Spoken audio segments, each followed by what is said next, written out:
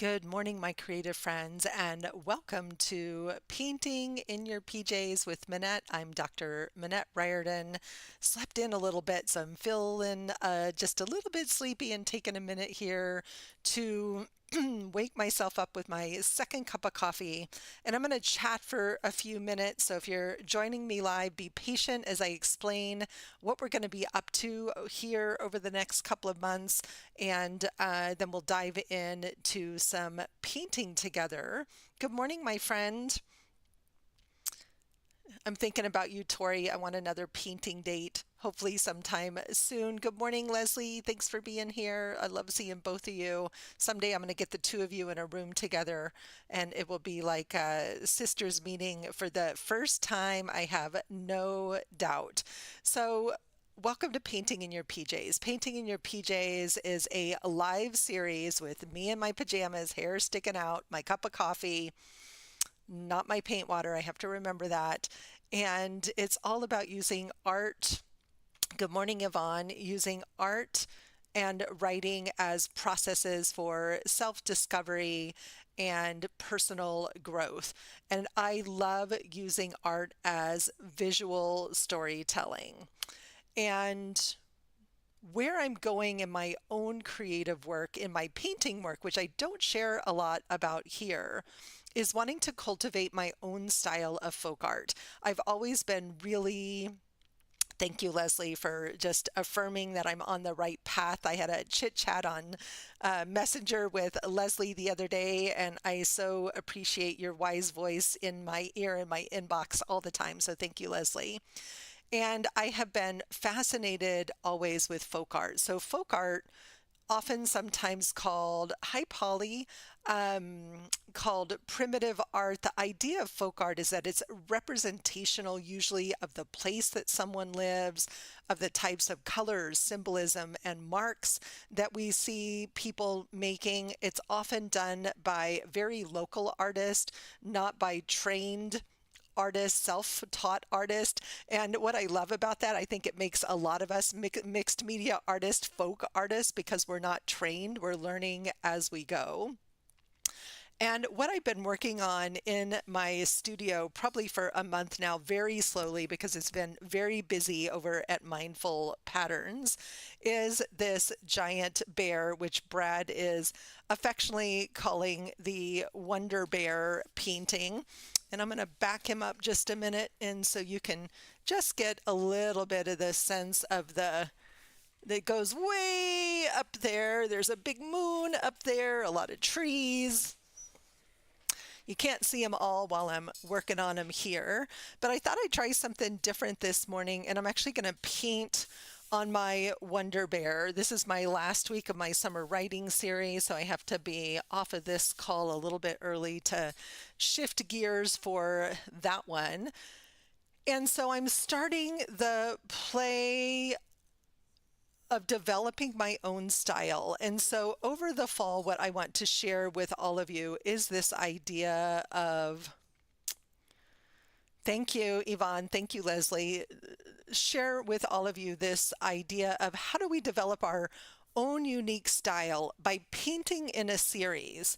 So I had a bunch of fun last night playing with Midjourney, which is an AI tool that helps me sometimes get ideas out of my head into a form on paper and then completely make it my own.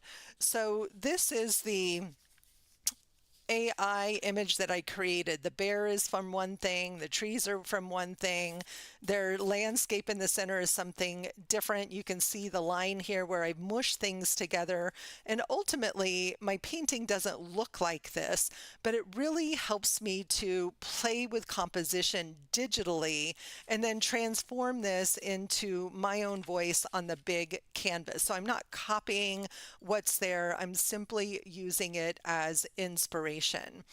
And I haven't started working on the bear yet, so I thought that's a nice close-up one that I could start working on this morning. The painting's getting there. I have a long way to go, and I've been very pokey about it. He feels very tender and sweet. So we'll talk a lot over the next couple of months, and this will be the only time, maybe Thursday too. We'll see if I get set up for the new direction that I want to go. So I'm going to be exploring over the next couple of months, and I'm not going to be here a lot the next couple of months. I will be gone the next 2 weeks because of travel. No, I'll be here one Tuesday, I think, in between things. But for the most part, I will be gone next week to Texas with my brother to see my dad. I'm really excited for the three of us to be together. I don't know about you guys, when you have aging parents and adult siblings, trying to get people together when you live in three different parts of the country can be tricky. And so this week, I think we'll work on the bear painting. I don't know. We'll see what happens for Thursday. But again, I'm working on creating my own style of folk art. And something really shifted for me creatively when I moved to Colorado. First, I have a huge, beautiful studio. I had a great space before as well, but I have a luxuriousness of space. I love the mountains and the memories of all the hikes that we've done. And Brad and I took a drive up and saw baby marmots and wildflowers last 2 weekends ago. This past weekend was our Queen's Cloaks. Thank you, Leslie. It will be a good visit and maybe a little bit of a tough visit as well. But I want to start telling the story of this beautiful state that I live in visually. And if you know me at all, you know that I love animals. So I'm going to switch my camera here so you can see this dude, and we're going to do some painting on the bear. I had it all set up, of course, and then I moved it. That was silly of me. Yeah, there we go. And I'm going to be working with Posca markers over the top of this to just bring in some lines. But living here means a lot to me.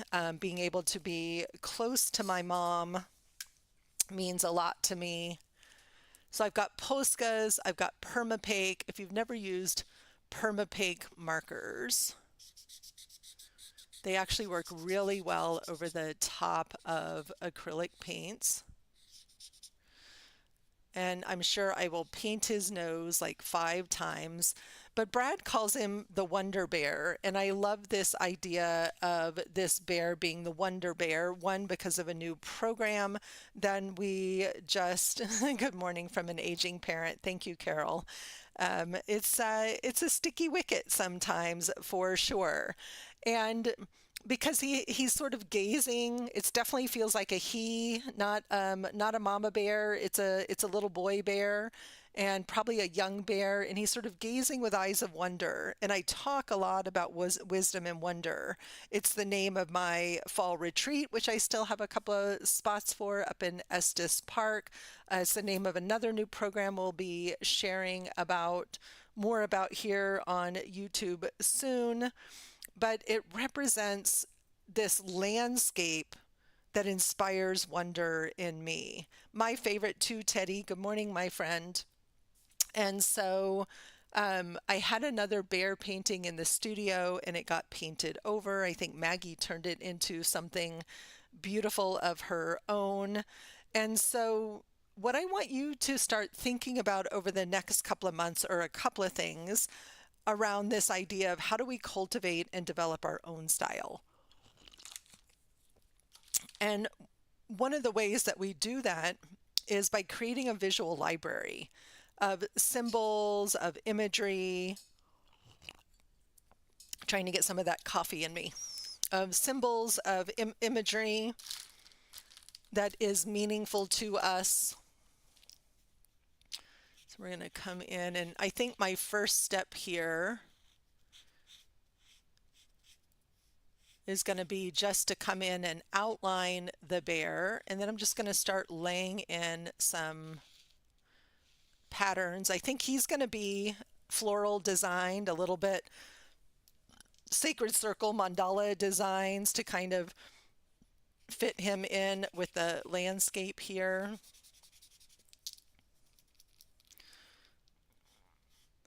And I tend to, with animals, paint them over and over again to get the shapes right and the faces right. But my sense of this guy was he's really chill. And it's been really busy around here. So I think I'm really drawn to this idea of him being chill. And because I'm going to come in and add a bunch of patterns to this bear, I may create some artificial lines to add inside. Some of them may be doodles or zentangle inspired patterns. For me, when I think about sort of incorporating my own style of symbols and folk art, I actually have somewhere from my old class Into the Garden, which is one of my favorite classes I ever taught. I think about bringing that one back sometimes. Let's see, I did not quite get his face shape in here. We need a little more of his face in there. So we're just going to start to bring this guy to life today. And this is where, so I'm getting ready to, I'm going to be getting on a plane on Monday. I'll be gone for a week. I always, good morning, Judy, always take my Zentangle supplies with me, but I'm thinking I'm going to take a sketchbook and start working on some of these ideas that are in my own head about those folk art symbols and designs that I want to incorporate into my art. And one of the ways that you can start to cultivate some of these ideas of sort of curating your own style. So we want his belly in here. So I need to bring a patch of green back in here and give him actually a little shape and belly. But who doesn't love a big, fat, furry bear? Beautiful guy. Is to flip through your sketchbooks or your recent paintings or quilts or stitching or whatever your collage, your preferred medium is, and curate colors that you're drawn to. Most of us are naturally drawn to a palette. Like this is my normal palette that I'm drawn to with a few other pops of color. And so we're looking for colors, we're looking for imagery. Do you love drawing faces? Is that your thing? Are you like me? Do you love animals? Is that your thing? Is there some combination, right? Is there a style that's beginning to emerge? People often say, how do I get from that place where I feel like I'm just, copying other people's stuff to a place where I feel like it's my own style, right? And my own unique expression. And a lot of it is about practicing. And one of the things that I'm loving about playing with different AI tools is that when you create a custom prompt just for you, and you use the same prompt over and over again with the different images of what you want to create, it sort of creates this opportunity. I was looking for a green here.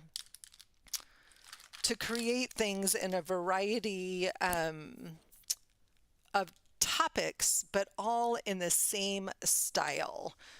All in the same style. So there's some great tools out there to do that with. I'm going to pop this is way too bright, but I wanted to just get that square painted out there. This painting, I don't know, I think it's a 36 by 48 maybe.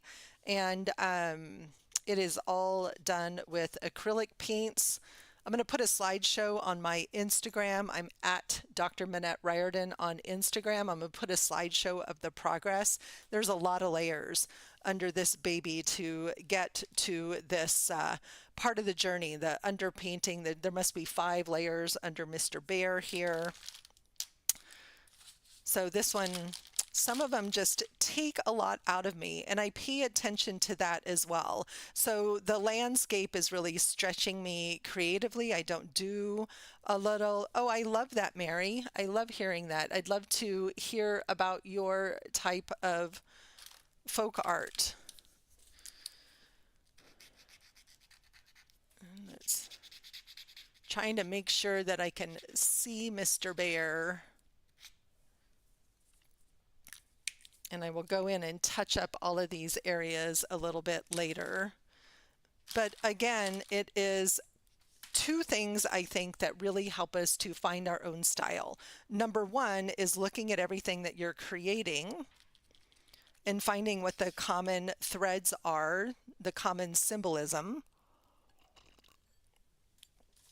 And then the second thing, so symbolism, colors, marks, styles, tools, materials that you love is one thing.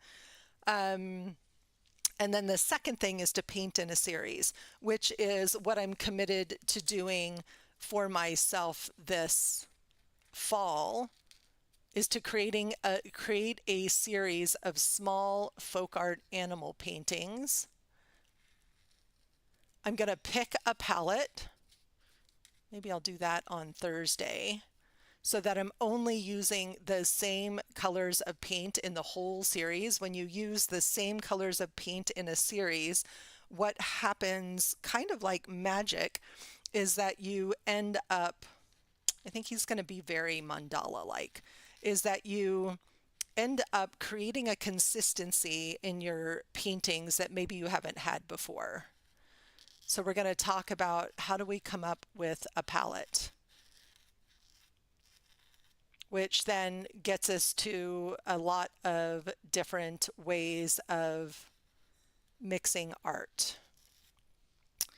So if I were working on this on my studio for this part, I think I would really probably lay this down flat on my big table. This still needs a little more light where that moon is shining in here. It's going to need some white too. And also remembering colors I'm using to move them around the canvas. So I have this blue here. I have it down here in a flower that you can't see. I have it in some flowers in the corner over here as well.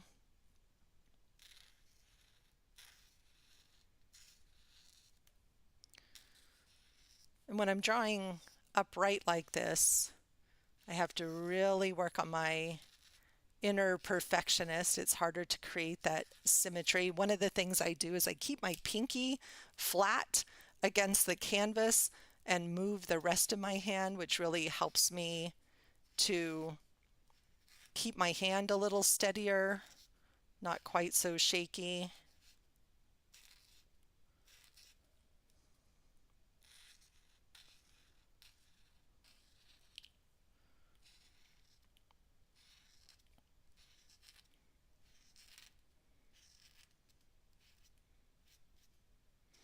When I'm doing detail work, it's hard to talk and paint at the same time, for sure. All right. So I have to decide how much pattern do I want, right? Do I want him to really stand out from all of the rest? So he's probably going to have the most pattern on him relative to kind of the simplicity of some of the other things, but none of this is hyper realistic. So that's another aspect of folk art, is there's this childlikeness to the art that's really, really wonderful. And I think part of what inspires me about folk art are the bright colors, the simple patterns, the simple imagery.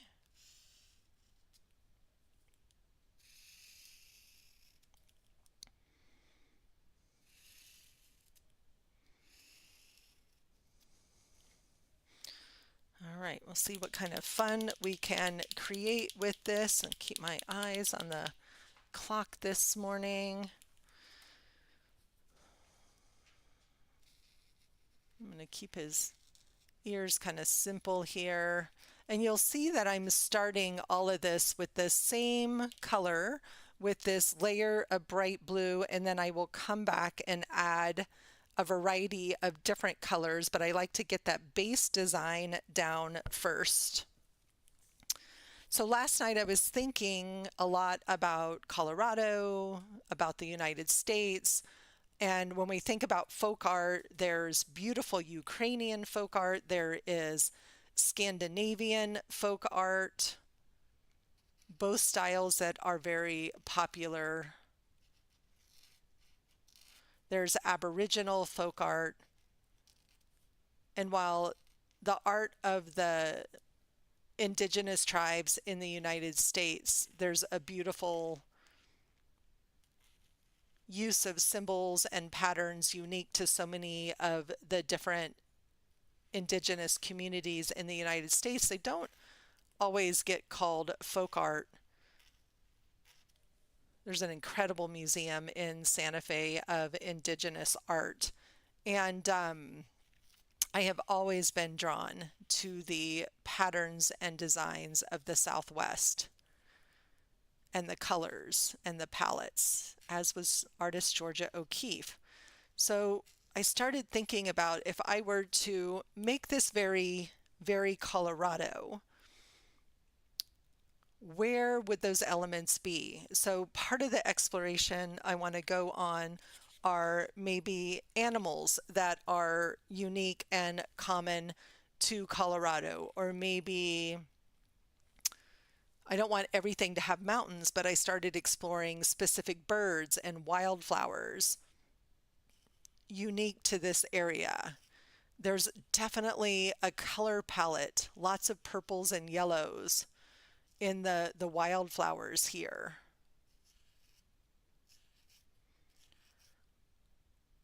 So I wanted to start to fine tune this, to think about how can I bring Colorado specifically and uniquely into the work I'm doing. How can I express that story?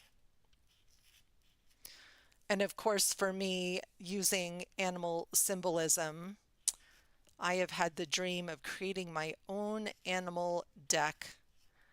Gosh, I even remember when I had the dream, when I discovered my very first oracle deck. The first time we lived in Colorado, it was 1998 when we moved here. I think that's right. We got married in 96, and I think we moved here in summer of 98. And my mom had Jamie Sam's medicine cards. I fell in love with the idea of oracle cards now, as Leslie can attest to. I have many, many decks, and fell in love specifically with this idea of animal symbolism. And I have my whole life been an animal lover. Trying to figure out where I'm going with this. And a lot of times I'll do all of this pattern work and decide I don't like it and paint it out. So I'm not attached at this point to anything that's showing up here, knowing that at any time I can look at this and this all might change dramatically or slightly. And I remember discovering that oracle deck for the first time and thinking, and I was just really exploring my art. I had been teaching at a private high school for troubled teens for a couple of years. And I remember that being, now it kind of looks a little bit dream catchery, which is fun. I was playing a lot with pastels and colored pencils. Brad was working, and at the time I was not working. I was mentoring a young man in poetry and doing some fun volunteer work around Estes Park. I volunteered at the Stanley Hotel where The Shining was filmed. They had a history museum there that my mom was super involved with, and I had some fun being a docent in the museum, and I was writing and writing and writing a lot of poetry and starting to make art. And when I found that deck, I was like, oh my gosh, I am going to make an oracle deck. And I've made one deck of core values cards when I still lived in Texas, so that was a long time ago. It's not in print anymore. And so I'm curious to see, and I haven't found the style is why, because there needs to be a symmetry in the deck. I started a deck of women on this call, or on this series, I don't know, last fall sometime, and I haven't done anything with it yet. So I'm still in the What is it that I want to create? What do I want it to say? How do I want it to sort of help and support people? And I've had all of these questions. And so as I go forward from here, playing with this folk art style, maybe these are the paintings that will become the deck. I'm open to that, and I'm not specifically attached to that outcome. But these are the kind of things I think about in my crazy creative brain that is ongoing. So this looks good. I'm looking at it. It's a lot of pattern. My curiosity is if I cover him in pattern, is it going to be too much for the whole? And I won't know until I put the patterns on here, and then I'll be able to decide. And when I add other colors, what I'm thinking is he's going to have a little bit of camouflage and kind of sit back into the background with some of the other elements of the background. So I want him to be there, but I want him to be a little subtle and secret as well. So that's kind of where I'm going. I'd be curious if anybody else has any thoughts or ideas about how you have developed your own style. Do you feel like it's something that is still in process for you, or something that you feel like you've kind of mastered at this stage of your own creativity? And if it's something that you're still working on, I really want to encourage you to do that inventory of your own work and see what appeals to you. And if you're in it just for the creative fun and love exploring all the things, that's fine too. Like, okay, I'm going to have to work a lot on his nose. The angle there is still not right, but it'll come along. And also, we need to show that there's a little bit of shift in direction. The other thing about folk art and primitive art is things are flat. They don't have a lot of dimension. So I don't have to show, he is not a 3D bear, right? He's intended to be a 2D bear.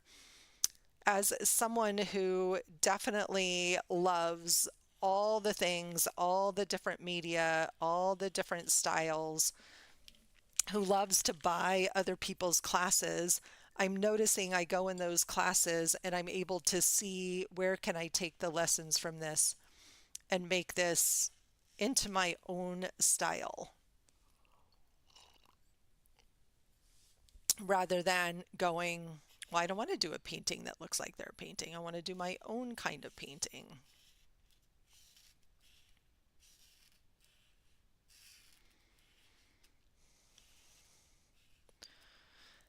And for me, this painting is part of my own personal practice. It's the thing that makes me happy. I don't make these to sell. I'm happy when they do sell, but it's not my focus.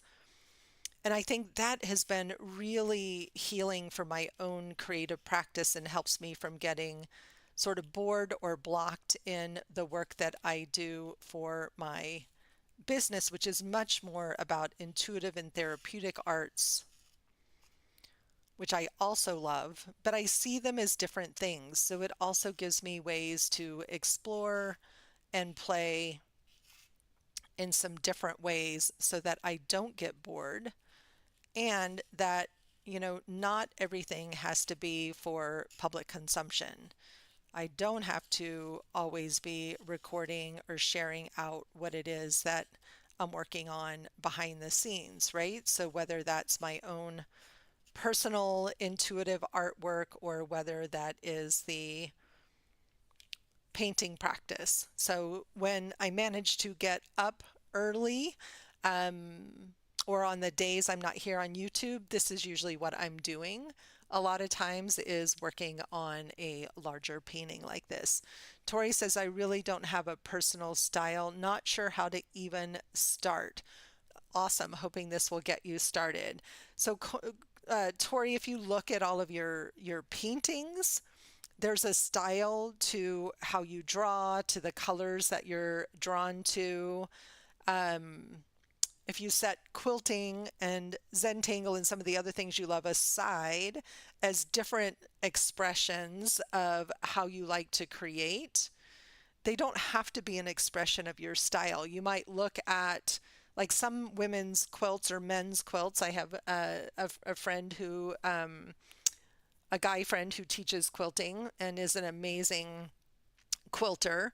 And you might look at these things through the lens of each of them might have a style or a personality. But if you look at all the paintings you've done over the last few years, pay attention to palettes, to colors,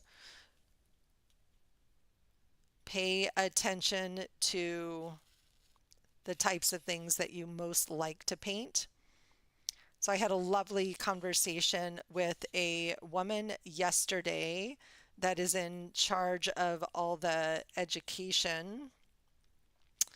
Let's see, trying to decide what to do on these little paws here.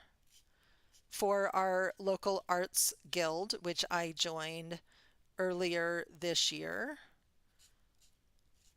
in order to just help me grow in my painting practice and to have some creative community to hang out with. And of course, I got volunteered to maybe help with the education committee. And so I met with the lady that's in charge of the committee yesterday, and she does animal portraits in pastel, and they are so playful and fun. And she teaches this, and I'd love to take a class with her because I'd love to learn more about working with pastels formally. I've never taken a class in pastels, and I've always loved them. And she was someone, I think she was worked in the school system for 30 years and started painting only after, love to paint angels and sell them. Beautiful. I love it. She started painting only after she retired and discovered that she had a real knack for it. And she was saying, "Oh, I'm not one of those artists that can teach anything, that, that I know how to paint landscape." She's like, "I do pastel animals." It's her thing. And she said it as if that wasn't a great thing, right? Like that she couldn't do all the things. And I think it's amazing. And people rave about her as a teacher and about how amazing her classes are. And she's like, "I love it because people are painting their animals, not my animals." And so it was this whole beautiful story again about finding that thing that is uniquely ours that we want to stand for. Now, this is not required. You can be a happy painter, happy crafter who loves trying all of the things and never worry about finding a style. Finding a style does help if you're somebody who ever wants to think about selling their art or have their art be recognizable as unique to them. All right, how am I doing with the bear? What are you thinking about the patterns? Feedback and critique welcome. Let's see. So I will get these patterns in here and then I will let them just sit for a while and decide where I want to go next. He's really wanting some spirals on him, so I'm thinking I'm going to go around here with maybe some bigger spiral energy. I love the look of spirals, the symbolism of spirals.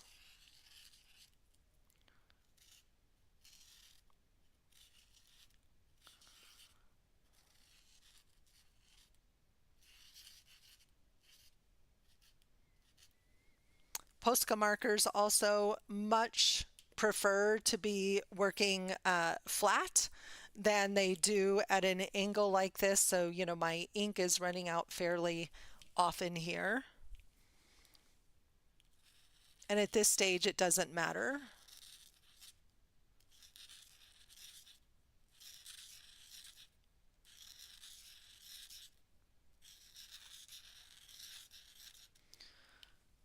And as I look at this piece, I can see where, there's a little bit of some just different elements and styles on display that I might need to shift up a little bit, right? So these leaves down here have beautiful hand-drawn lines on them that I love, but maybe the leaves also need a little bit more of the patterny folk art style of the others, that maybe I'm trying too hard to make those and these look realistic, and I need to change that up.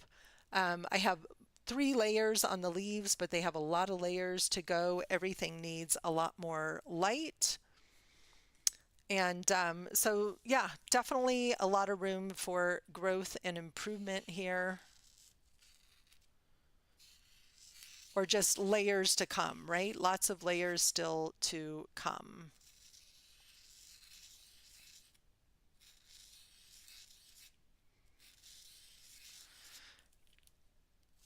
Growing up Catholic in San Antonio, Texas, which is a very Hispanic culture. It was Mexico long before it was part of the United States, and that cultural influence is still there in the architecture and in the art.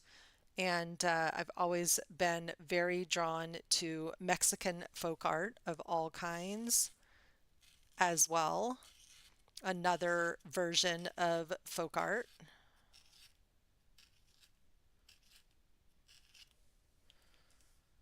All right, starting to come together here.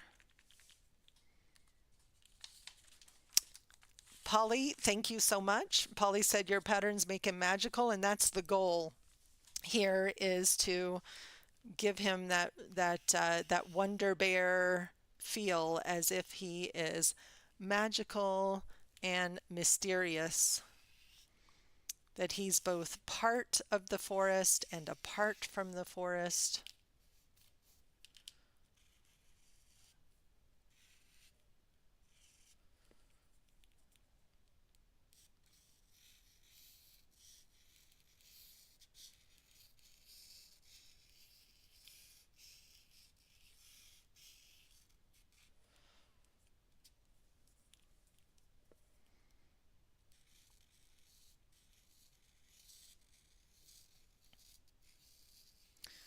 And in Zentangle, we talk about the practice of putting these aura lines around everything, and it makes a big difference to have these aura lines. They create a little bit of, rest for the eyes and breathing space between all the patterns.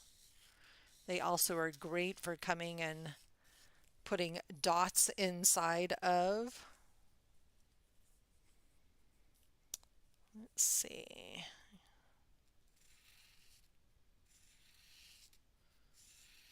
There was something about just having him sort of mirror the natural elements that felt important.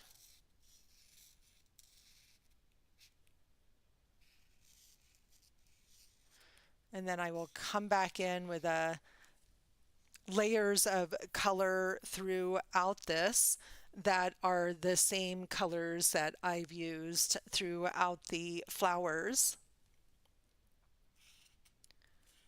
All right, one of the things Brad and I played this morning is how is it visually, where you can see me painting large. We've never tried this before, but it's been something I wanted to do, to be able to do some recordings of these bigger paintings. Is it easy to see? Is it easy to watch?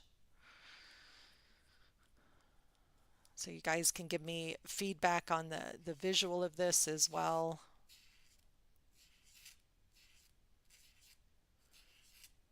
Never have too many spirals or too many orbs inside of things.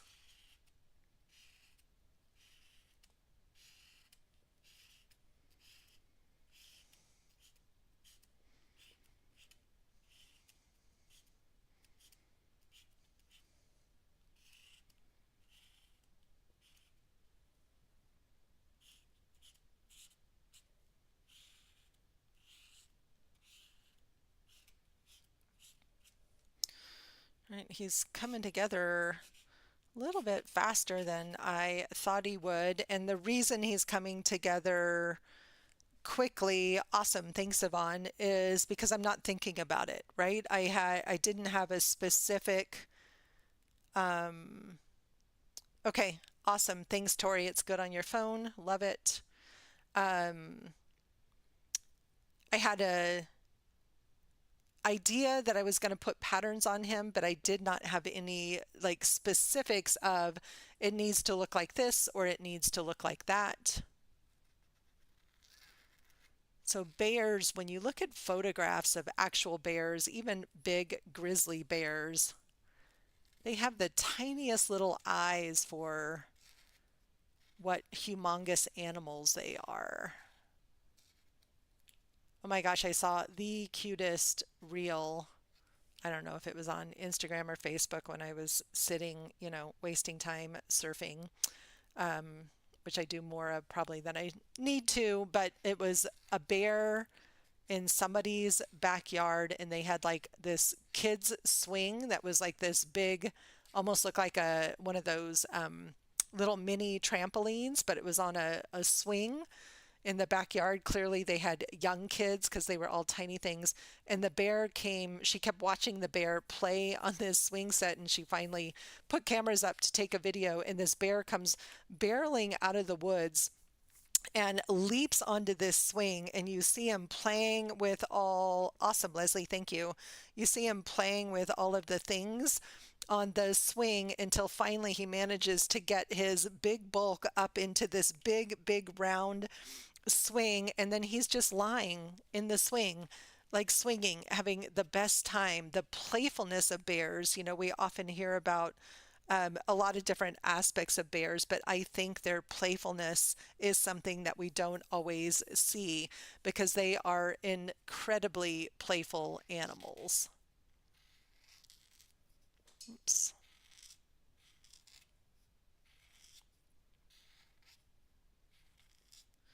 All of the colors in this painting, I've really been working on my own capacity for mixing paint and colors.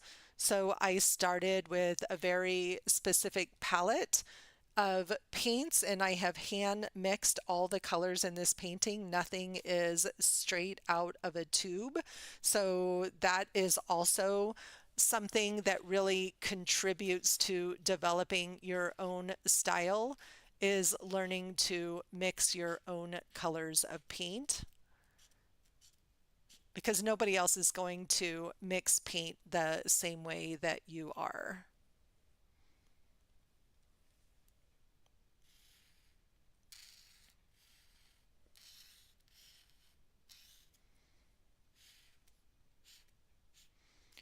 And when I'm working on a larger piece like this, I try to repeat some of the patterns. So this leaf pattern is also over here. That helps create that symmetry and consistency in our work as well.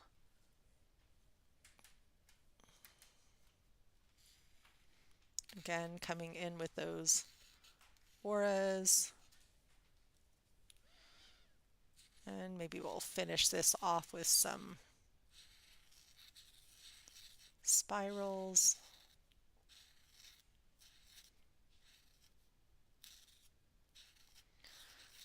I hadn't touched him yet. I think I was a little bit afraid to start working on the bear. I kept working around the bear on all the other parts of the bear, but I reached a point where what I'm doing with him will dictate some of the things that happen in the rest of the painting. So it felt really an important next step. So I thank you all for being here with me while I started to paint. It is a light blue, Leslie. It is not white. It is a light blue. It's the sky blue Posca. Sky blue Posca. I thought about white, but he's not ready for his bright whites yet. So I'm going to come in, get a little color in his eye. His eye may still be too big, and I'll probably go back and give his eye a little bit more character. Probably going to end up repainting that. I actually love that. This is a permapaque, and I love this color. What is the color? I don't even know where I got this one from. It's probably just called brown, but it doesn't actually even say on here, unless it's behind the tag, what the color is. But I love this kind of coppery color. So what I'll start to do is start to just bring in a little bit of this color in some different places. And you'll watch how much he changes as soon as we start to add in some of these pops of color.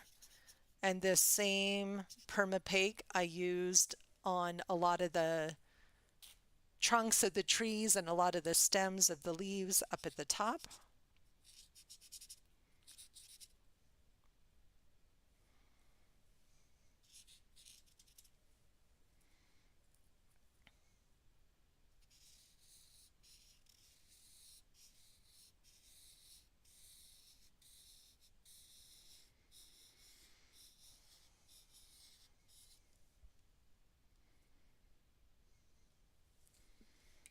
Even just those little bit of colors starts to come in. Yep, a lot of the same colors, Leslie. The moon has all of its darks. It doesn't have any of its lights yet.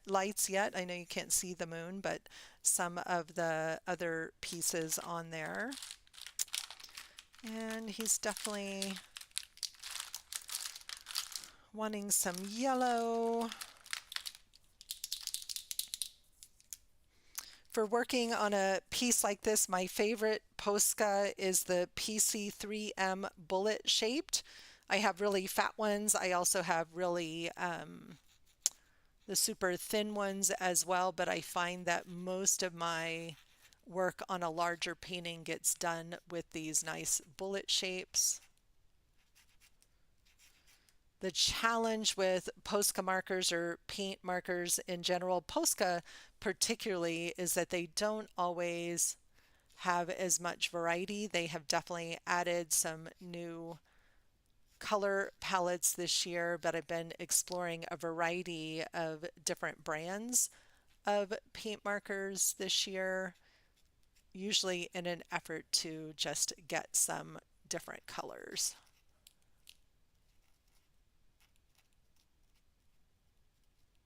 It's going to change a lot when we start to put those pops of brights in here.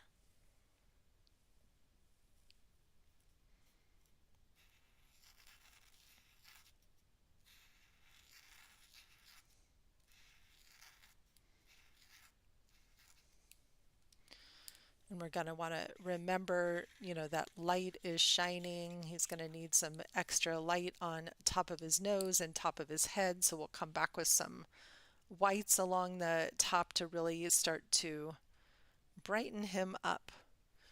And this is the problem. I start painting and I don't want to stop. But I got to go get ready for my next call. So you can see how long it's going to take just to do the bear on this painting. So when people wonder why paintings are so expensive, they're probably usually pretty underpriced for the amount of work that goes into them, the hours and hours that goes into creating a really large painting like this. Yes, Yvonne, I'm liking they're called Tooli, Tooli, Tooli art. Let me get back to my other camera here. I'm liking the Tooli art.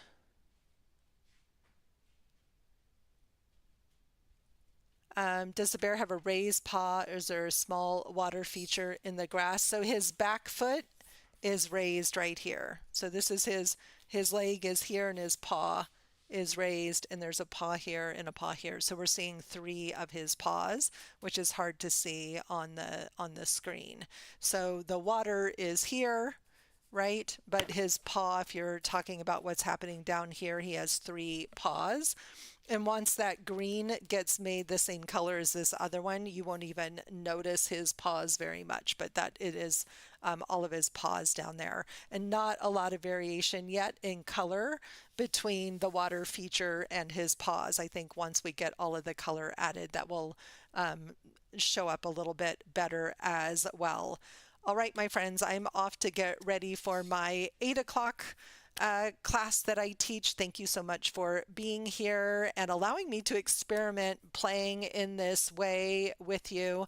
And I will see you guys all bright and early, same time, same place for Painting in Your PJs on Thursday morning. We'll continue to talk about cultivating our style. Bye, everybody, and have a great rest of your day.